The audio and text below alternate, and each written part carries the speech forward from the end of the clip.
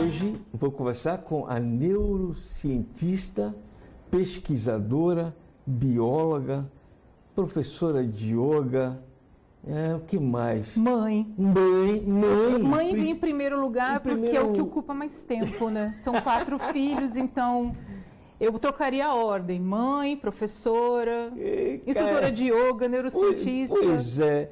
Você também tem momentos zen com Patrícia Bonita e a dica jurídica do Dr. Bruno Cirilo. A gente vai só um apoio cultural para a Vanessa se colocar, né? E a gente volta com ela, com esse programa redondinho feito com carinho para você. O Ganesha Núcleo de Yoga e o Ara Sarakura convidam você a viver uma linda jornada interior. No nosso 13º Reconecte-se nos dias 17 e 18 de março, com trilha contemplativa, vivências, yoga, relaxamento e meditação em completa harmonia com a natureza. Vamos juntos viver inesquecíveis momentos? Informações 79996804469. Agora sim, vamos conversar primeiro com quem? Porque estamos no mês de março se comemora o Dia da Mulher, né? Que coisa, né? A mulher todo dia, né? Sim. Porque é só para deixar se não fosse a mulher, eu não estaria aqui falando bobagem. Nenhum de nós, né? Não é verdade? É.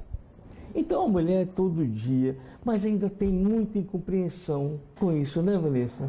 Então, eu acho que a mulher vem, desde a década de 70, o papel da mulher vem ficando mais enfático dentro da sociedade, saindo um pouco daquele papel que foi criado pelo patriarcado ao longo do tempo, né? Desde a Idade Média. Então, a mulher como mãe de família e submissa ao marido e presa dentro de casa.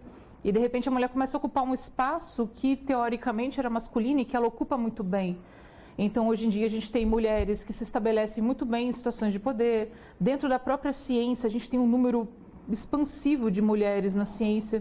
E o que é uma coisa curiosa até hoje é que, embora nosso número seja maior dentro da ciência, normalmente são os homens que dominam os papéis de poder. E isso é uma coisa que ainda incomoda. Títulos, né? Ainda Sim, é muito curioso. Então, as premiações ainda são para os homens, pouca gente... Os cargos de chefia também. Então, por exemplo, você tem dentro da universidade muitas mulheres chefes de departamento. Agora, quais que são diretoras de centro? São pouquíssimas. E aí você olha o volume de professor, pouquíssimas.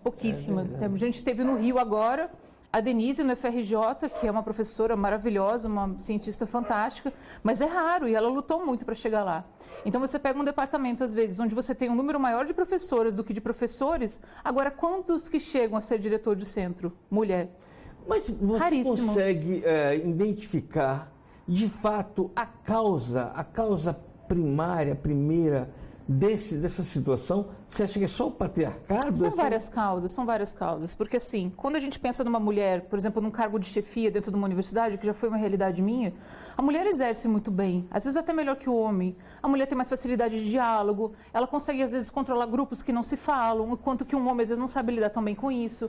As mulheres normalmente são extremamente organizadas, atentas com prazo, coisa que já vem com a própria maternidade, de você estar sempre cuidando de tudo, cuidando dos detalhes. Então, no geral, as mulheres se saem muito bem nos cargos de chefia, mas nem sempre elas estão dispostas a pegar um cargo desse. Às vezes, a própria mulher que se sente cansada, que se sente sobrecarregada, e aí tem toda essa questão cultural, né? Qual marido abre mão de certas coisas para deixar mais espaço para a mulher se desenvolver profissionalmente e dominar um espaço, sabendo que ele vai ter mais trabalho com isso. Então, às vezes, o próprio marido não dá conta disso, entendeu? Não vou criar um leão para depois ter que domar, né? Exatamente, assim, e por incrível que pareça, ainda existe uma certa competitividade, né? A mulher que ganha mais que o marido, a mulher que sobressai mais que o marido, às vezes fica uma situação incômoda dentro do próprio casamento. Então, no geral, não é simples, porque a mulher tem que lidar com a casa, com a família, com filhos, com o trabalho. Quando ela entra numa situação dessa de poder, é uma coisa muito grande. Ainda hoje, não existe ainda essa concepção de que a casa é nossa também nos afazeres, né? Está começando a melhorar. Eu acho que muita coisa já melhorou. Mas não é da noite para o dia. É uma construção, é uma coisa que vem lenta, com muita paciência. Mas muita coisa melhora. Por exemplo, a gente vê hoje em dia na questão da própria paternidade. Muito diferente do que foi na geração da minha mãe, por exemplo. onde o pai saía para sustentar a família e a mãe dava conta de tudo. Hoje em dia, os homens sabem trocar fralda, sabem cuidar do bebê, sabem colocar para dormir, sabem preparar uma menina para ir para a escola, fazer penteadinho, tudo bonitinho. Então, acho que as coisas estão melhorando muito, mas requer um pouco de paciência. E às vezes nem a mulher não tem toda essa paciência, né? E não é um cenário de competição, né? Não, é de união. De união. cada um tentar construir o seu papel da melhor forma possível, sabendo que esses papéis estão mudando. Que não dá mais para ser como era antes. E que não depende do outro, depende de você, de cada um, né? Do homem, da mulher, mudar esse papel. Exatamente. Né? Porque, assim, se eu quero uma relação saudável, depende exclusivamente de mim, não apenas do outro, né? Eu achar que o outro é que tem que mudar porque eu quero isso diferente. Não, eu também preciso. E hoje em dia a mulher tem ferramentas para lutar, porque antigamente a mulher geralmente não trabalhava, então ela dependia do marido financeiramente. O divórcio não era uma coisa bem aceita, era uma coisa que a mulher criava um estigma de ser divorciada. Então a mulher acabava se sujeitando completamente ao que o marido queria. Então ela aguentava traições, ela aguentava alguém que não participava em casa, porque ela precisava daquilo. Hoje em dia a gente está num papel completamente diferente, a gente se sustenta, a gente toma conta da própria vida. Tchau. Exatamente. Se não está confortável, não está sendo saudável para os dois, claro. Porque o relacionamento tem que ser saudável para os dois, a mulher tem condições totalmente tranquilas de sair e tocar a vida dela. Então acaba que o homem agora está vendo isso, que não dá mais para ser como era antes. Que se ele quiser ter uma companheira que construa uma realidade legal com ele vai ter que fazer a parte dele. Não adianta mais achar que vai sair para trabalhar e voltar e vai estar o jantar na mesa, o chinelinho separado na porta, pasta de dente na escova esperando ele. Não, ele vai ter que fazer a parte dele. E eu acho que isso é uma construção dos dois. É uma coisa saudável e bela quando você tem uma relação onde a mulher acorda, o café já está pronto, né?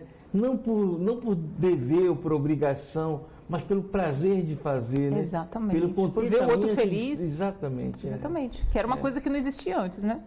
Cada um Parecia cumpria tabu, o seu papel. E esse tabu de não, isso não é coisa para mim. Não é coisa de homem, né? Homem não né? chora, homem não lava louça. Era tudo muito, muito difícil para a mulher. Acho que de certa forma até para o homem.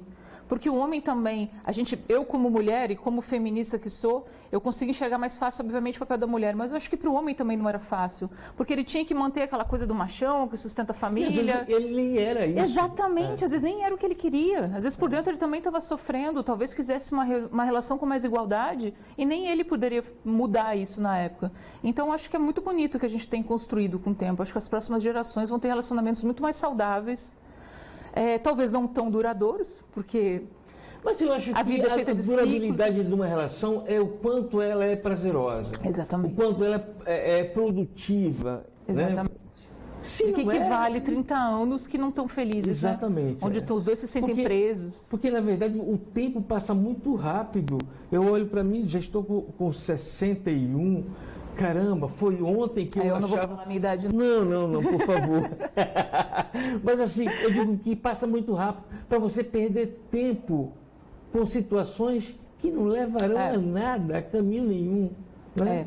Não dá mais para fazer isso, para viver isso. Então, essa compreensão hoje, ela é muito mais latente, né? Você está mais aberto para isso. Os dois lados. Os dois lados. Tanto o homem quanto a mulher. Porque durante algum tempo eu acho que a luta foi muito mais feminina do que masculina, mas hoje em dia eu vejo uma igualdade muito grande de muitos homens, inclusive estarem procurando isso. Porque querem o papel na paternidade. Existia talvez um equívoco na concepção, que era uma competição de poder. E não é isso. Não é. É uma construção conjunta. Exatamente. Então, não é aquela ideia de que a mulher não precisa do homem, o homem não precisa da mulher. Não precisa, mas se completam. Não precisa, mas é muito bom quando estão juntos e construindo algo. São quatro mãos essa competição é que não cabe no cenário, né? Dizer quem é mais, quem pode mais, ou quem é menos, quem pode menos, isso é uma coisa. Eu acho que cada um vê onde se encaixa e tentar se ajudar, tentar construir uma coisa conjunta. E talvez, aí eu acho importante você ter um dia para trazer essa reflexão à tona, né? É porque faz pouco tempo. Se você pensar, faz algumas décadas que mulher não podia votar, que mulher não podia assumir certos cargos. Ainda não então, pode, tem lugares né? que a mulher trai o marido, ele é apedrejada.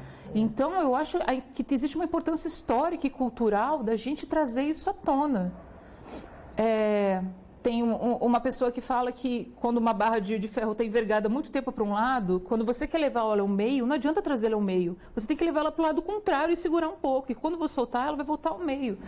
Eu acho que a gente viveu tanto tempo de machismo que a gente precisa forçar um pouco para o outro lado agora, para em algum momento chegar num equilíbrio. Quem sabe nas próximas gerações. Porque o equilíbrio ainda não existe. Mas Vanessa, você acha que também muitas concepções masculinas estão ainda irrigadas na cabeça de mulheres também? Sim. Pensando que, não, mas o homem não pode fazer isso. Sim, que vem sim. muito mais, às vezes, da mulher do que do próprio homem. Sim, inclusive nas gerações mais antigas, né? Ainda tem certas coisas de que, mas isso é coisa de mulher, isso é coisa de homem.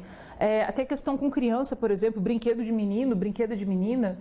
É uma coisa que a gente não vê mais sentido nisso. Menina não podia jogar bola. Jogar bola era... Exatamente, não pode botar uma roupa azul. Nossa, é uma coisa assim completamente sem sentido, que você olha assim, não tem sentido nenhum nisso. Imagina você chegar a um homem com a camisa cor-de-rosa, boa.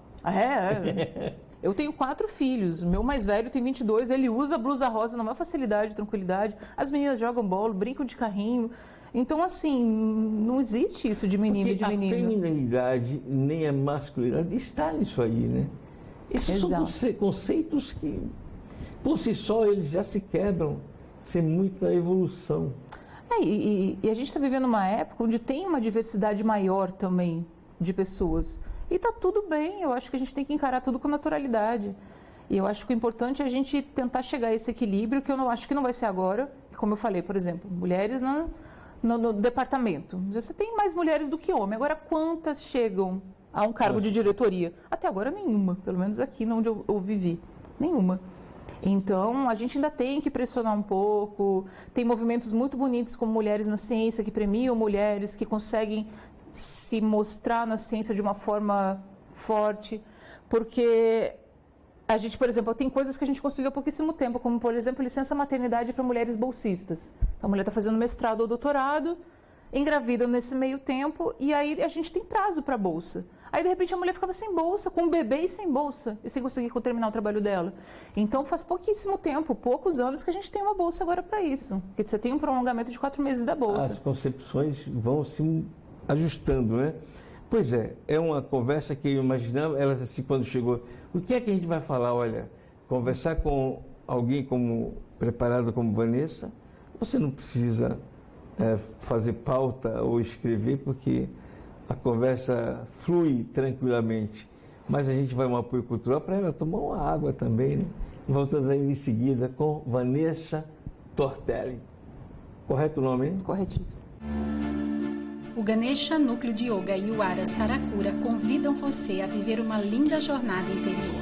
No nosso 13º Reconecte-se nos dias 17 e 18 de março, com trilha contemplativa, vivências, yoga, relaxamento e meditação em completa harmonia com a natureza. Vamos juntos viver inesquecíveis momentos? Informações 79996804469.